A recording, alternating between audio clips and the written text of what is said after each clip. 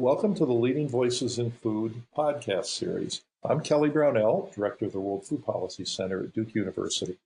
This is the second of two podcasts with the authors of the new book, Sugarproof, The Hidden Dangers of Sugar That Are Putting Your Child at Risk and What You Can Do. Our first podcast offered a fascinating view of the effects of sugar on children, and this podcast will discuss what might be done.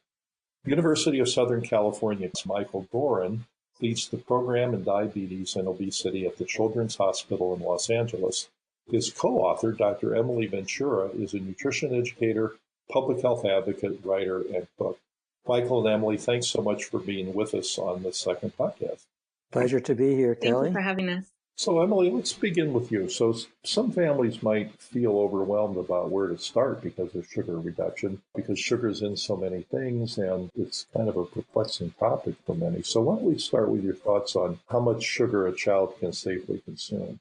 Just to validate what you said, it is completely overwhelming. We try and simplify things and make it less overwhelming by giving practical solutions and also by giving some more specific guidelines on what would be a ballpark range for safe levels of sugar. We're not suggesting that families take out all sugar because that's just not realistic and not going to work. But we do give some age-specific recommendations that are all based on the guidelines of roughly 5% of your daily calories from added sugar. The recommendations we came up with kind of echo what the World Health Organization has been promoting for a long time, which is 5% of daily calories. The problem is in children, a 1-year-old is very different from an 18-year-old.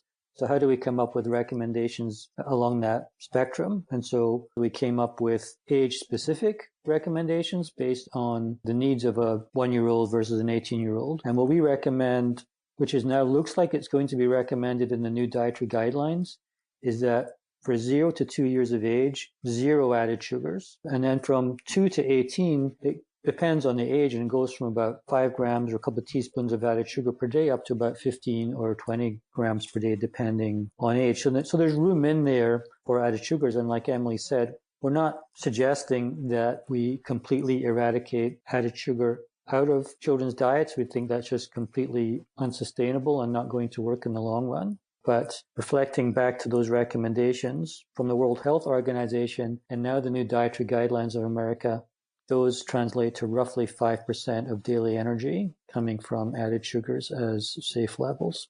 So given the recommendation of around 5% of calories contributed by added sugar, how does that compare to what children are actually consuming now? Yes, well, currently that number for added sugars is probably around 15, in some populations up to 20% of daily calories. So we have a long ways to go in terms of reducing added sugars back down.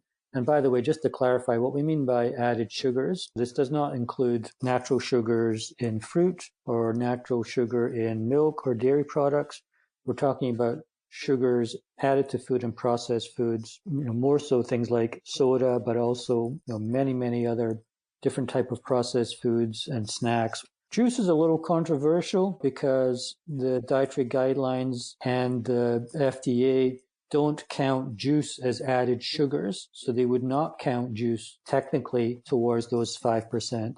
We think that the sugars from juice is just as harmful to the body as the sugars from soda, so we do count the sugars from juice against those 5%. Thank you. Boy, the context really helps here because given that the average intake is 3 or 4 times what's recommended, it's a really pretty serious challenge to bring those numbers down. So, Emily, where would you suggest that parents focus first? The first thing we suggest to look at is beverages. And the reason for this is because when you have sugar in liquid form, it delivers such a quick dose and a big dose of sugar all at once. And a lot of these beverages are also very high in fructose, which is especially harmful for the liver and for the body in general, especially for growing children. So we suggest that families take a look at switching from drinking juice to having a glass of water and whole fruit, for example, at breakfast, or gradually reducing other sweet drinks like sodas, both regular and diet, sports drinks, other juice drinks or coffee drinks, all the things that are popular that are just full of sugar and really unnecessary sources of added sugar in the diet. And are there some other strategies or swapping things that families could do that help Definitely. reduce sugar? So putting some of these sugar guidelines and recommendations into perspective, some of the recommendations, depending on age, might be to limit your added sugar to, say, 3 to 7 teaspoons of sugar a day. It's helpful to realize that you could easily be getting that amount of sugar in your breakfast cereal alone. Things like staple cereals that families might buy that are really convenient and that kids like are ones that are good to take a look at, because if you make a simple swap in breakfast, or even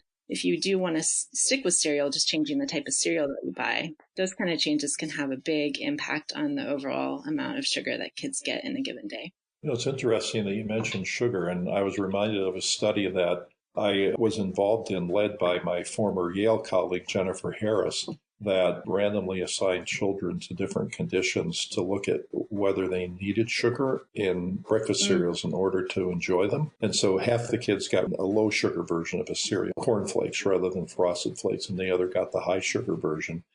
And what the study found is that kids that got the low sugar version of the cereal didn't add much sugar to sweeten it up. And they added fruit voluntarily to sweeten it up, and ended up having a much better nutrient profile than the kids that got the high sugar version of cereals. And so the industry's chief argument for sweetening these cereals is that they deliver a lot of nutrients, which is true, but the kids won't eat them unless they have a lot of sugar, and that apparently is not the case, and that's consistent with your recommendation. Yeah, I love that study. It was very influential in some of our work, and I think it makes a very clear point that kids will adapt to what you put in front of them. They will still eat the low sugar cereals, and in fact opt to put fruit on top of it as natural sweetness. The opposite is true, that with the high sweet cereals, because kids have a higher preference for sweetness, they will also opt to eat more of it because they want more sugar. So if you put the high sugar in front of them, they will probably serve themselves more of it.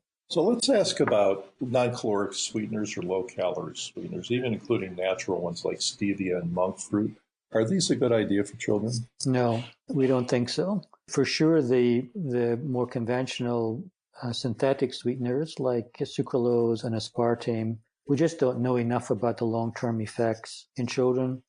We're beginning to realize some of the short-term effects, and they're not good. We don't recommend them for children.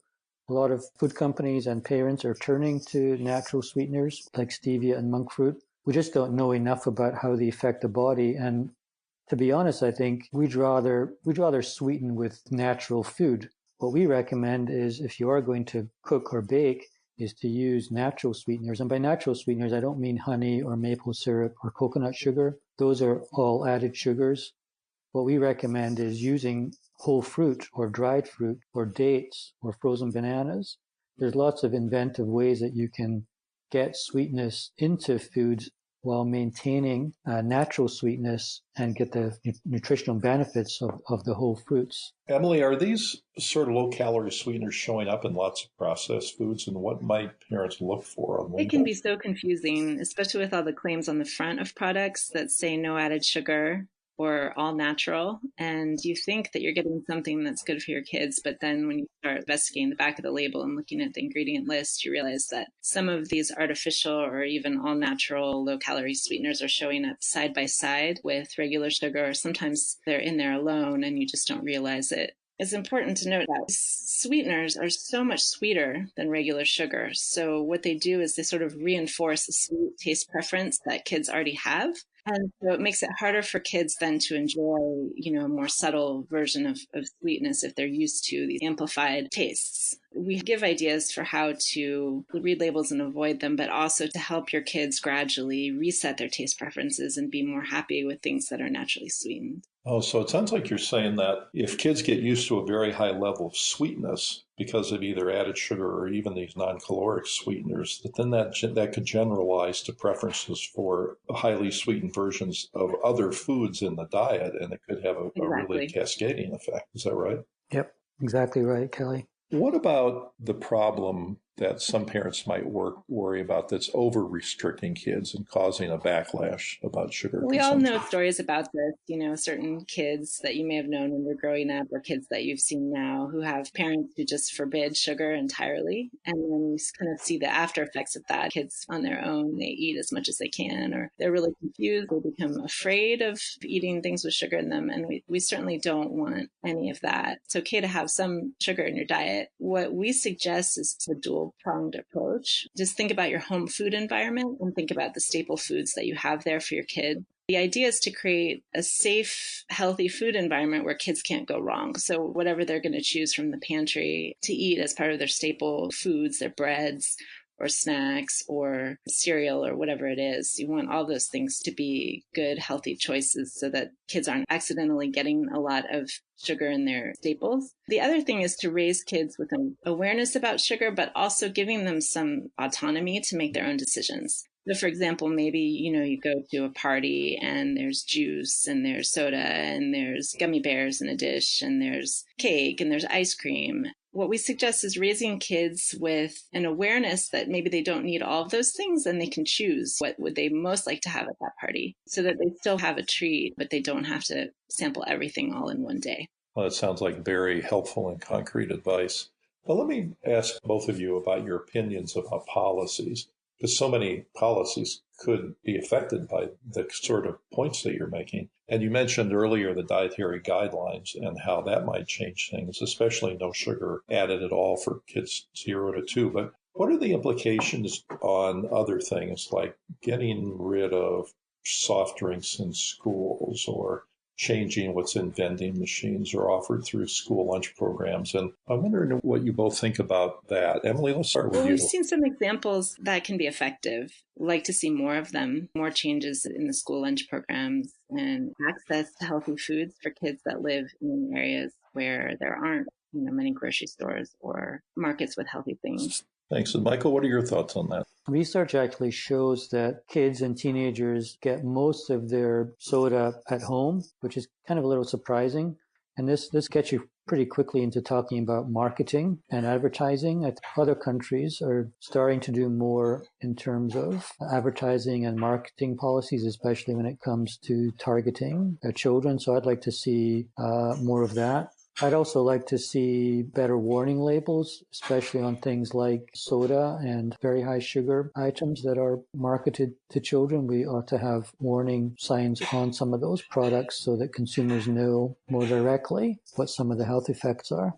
So Michael and Emily, your book makes a really important contribution, and I'm very grateful that you could share this information with our listeners. So thanks again for joining us. Thank you so much, Kelly. It was so lovely to talk to you. It's been a real pleasure to chat. Thank you to our listeners for being with us today.